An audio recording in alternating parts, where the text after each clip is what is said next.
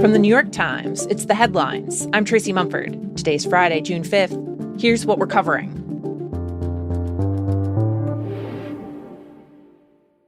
We've been sitting here for almost 12 hours listening to nonsense after nonsense. I've had enough. Very, very early this morning, the Senate finally wrapped up a marathon voting session. We're here to complete our oath of office, which is to provide security and safety for the American people. And ultimately, Republicans prevailed in pushing through $70 billion in funding for President Trump's immigration crackdown. They used a special filibuster-proof process to do it, which kept lawmakers at the Capitol all night, and they effectively muscled it through over the objections of Democrats, who'd spent months calling for more restrictions on ICE agents. The bill almost got derailed at one point by a bipartisan effort to tack on language that would have barred Trump's $1.8 billion payout fund for his political allies. But that did not end up happening. Now that the bill is through the Senate, it heads to the House, where it's expected to be passed quickly. It is intended to fund Trump's immigration plans through the rest of his term. Meanwhile, as Republicans push forward on funding ICE, the most visible part of President Trump's immigration policy, the Times has been looking at some of the more behind-the-scenes efforts the administration's been making to squeeze immigrants. Separate from the high-profile raids, there's also been a wave of new rules and regulations to try and cut non-citizens off from services and opportunities. My colleagues talked with one woman, originally from El Salvador, who for almost 30 years had a job cleaning airplanes at Logan Airport in Boston, the bathrooms, the seats, the aisles. But she was abruptly fired, along with dozens of other immigrants who worked at Logan legally. She lost her job when the Trump administration made a bureaucratic tweak about who could access secure areas at the airport. Her immigration status no longer qualified her. That's one example of all the kinds of tweaks the administration is making to immigration in this country. Nick Nehamas covers the federal government for The Times. The administration is making changes across the board. Green card holders can no longer get a government-backed loan. American children will no longer be able to get daycare subsidies if their parents aren't citizens. Many immigrants won't be able to get commercial truckers' licenses. People like refugees can't sign up for Medicare or receive Affordable Care Act subsidies. Many people seeking asylum won't be able to get work permits. Really what we're seeing is the Trump administration trying to pull every lever to make life harder for immigrants in the United States and compel them to leave the country. It's really a fundamental transformation of how welcoming the United States is to immigrants.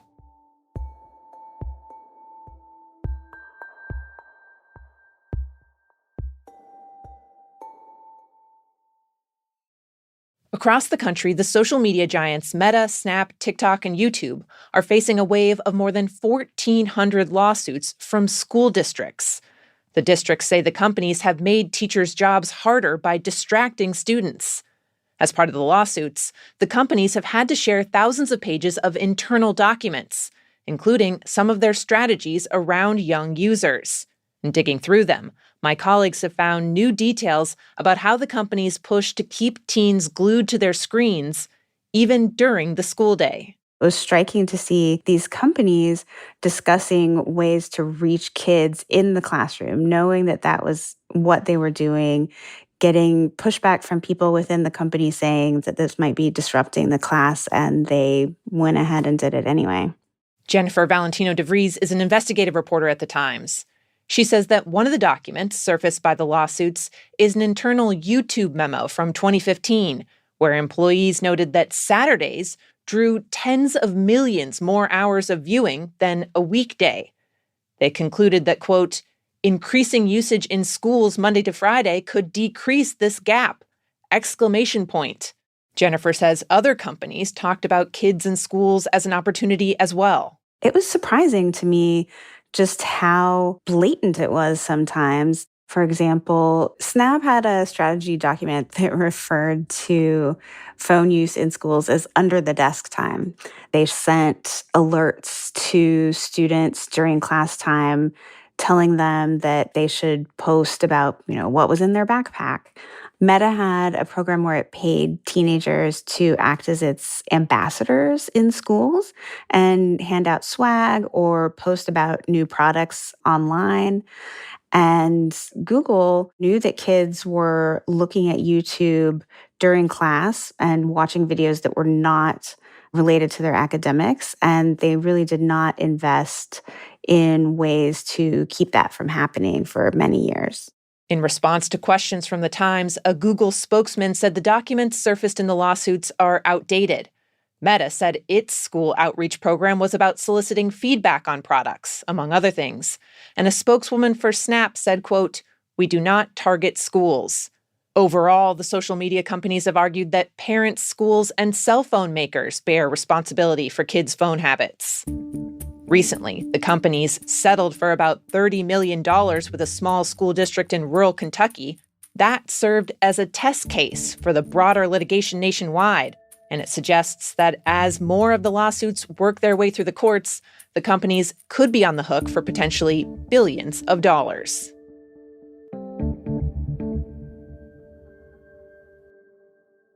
And finally, I wanted to show, as an insider, how I lived the thing, without wanting to make, a lesson of history or of, of politics or whatever. Not at all. Just to say, in my life, from my point of view, that is the way I live the thing. Marjane Satrapi, the Iranian-French author behind the groundbreaking graphic novel series Persepolis, has died at 56 years old. Through her books, she introduced millions of readers to the struggles of everyday Iranians during the Islamic Revolution and helped popularize the graphic novel form as a whole. Released in the early 2000s, Persepolis fused comics and memoir, telling the story of the overthrow of the Shah and what it was like for her growing up in a repressive society. It's a human point of view, and really, if there is one message, is the humanistic message, is that human being anywhere is the same. And the books were later adapted into an animated film, which was nominated for an Oscar. Satrapi was born in Iran in the late 60s, and her family resisted the changes the country was undergoing when she was growing up, especially the new restrictions on how women could dress and what they could do. Her family sent her abroad as a teenager. She then came back to Iran to study art in her 20s, but eventually left for good, landing in France, where she wrote Persepolis. Across all of her work, which included children's books and several feature films, she frequently explored a sense of dislocation, of living away from her home country but thinking of it constantly. In an essay she wrote for The Times, she said that despite the fact that she became a French citizen, quote, "To me, the word home has only one meaning, Iran." Those are the headlines. If you'd like to play the Friday News Quiz, stick around. It's just after these credits. This show is made by Will Jarvis, Margaret Kadifa, Jake Lucas, Jan Stewart, and me, Tracy Mumford. Original theme by Dan Powell. Special thanks to Isabella Anderson, Larissa Anderson, Sam Dolnick, Miles McKinley, and Zoe Murphy. Now, time for the quiz. Every week, we ask you a few questions about stories the Times has been covering. Can you get them all? First up. If we separate as an individual province or become part of the 51st state, either or. But I think we need to stand up. This week, The Times has been reporting on the push by some Canadians to have their province break away and become its own country. We would easily be one of the richest countries in the world right off the bat. We have trillions of dollars in resources. For decades, this was kind of a fringe idea. But polling shows that now roughly a third of people in that province support the separatist cause, which is set to come up for a preliminary vote this fall. Your question: which Canadian province is it? A hint: it's been called the Texas of Canada, in part because of its vast oil reserves. The answer? This is our moment. Alberta will be free. Alberta, where people are generally more wealthy and more conservative than the rest of Canada, and where they felt that they've been paying more than their fair share of taxes. As they tried to build support for their secessionist cause, activists from the province who want to break away have even met with Trump administration officials at least 3 times in the past year.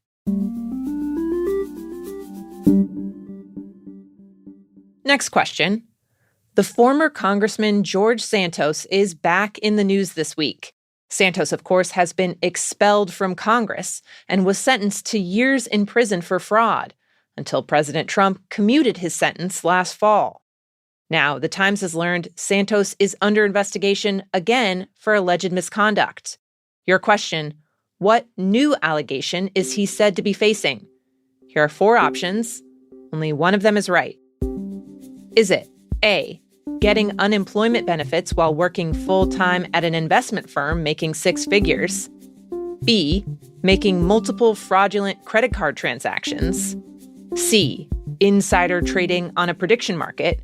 Or D, lying on official government forms?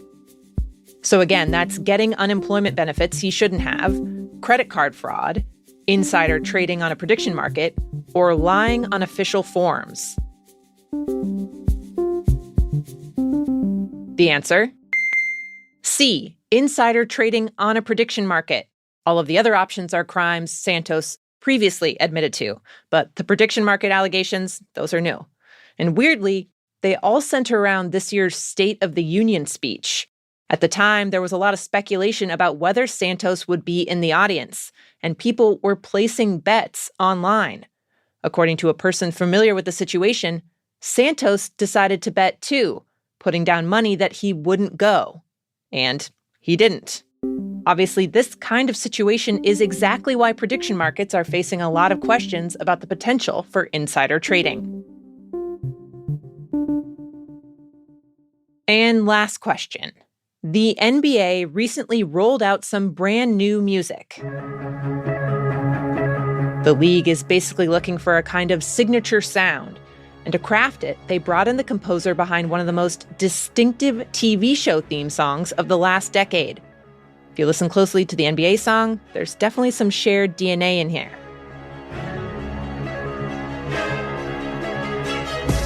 Your question, which TV show did this composer also write the theme for?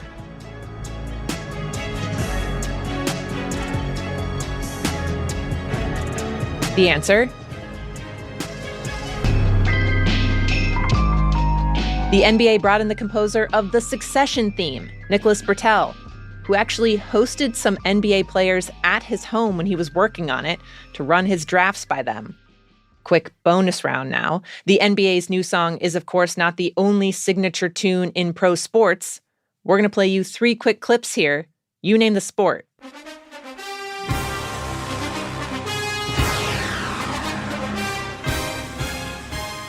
That was an easy one. It's football. Fox NFL Sunday, to be specific. Next one.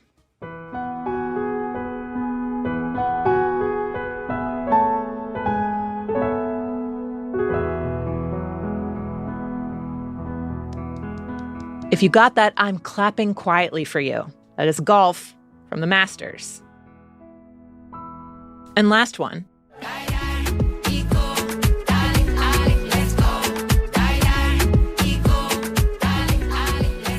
That is the official FIFA 2026 World Cup song, Shakira, coming in with another earworm. The tournament kicks off in just a few days, so prepare for that song to be absolutely everywhere. That's it for this week's news quiz. If you want to tell us how you did, our email is theheadlines@nytimes.com. The show will be back on Monday.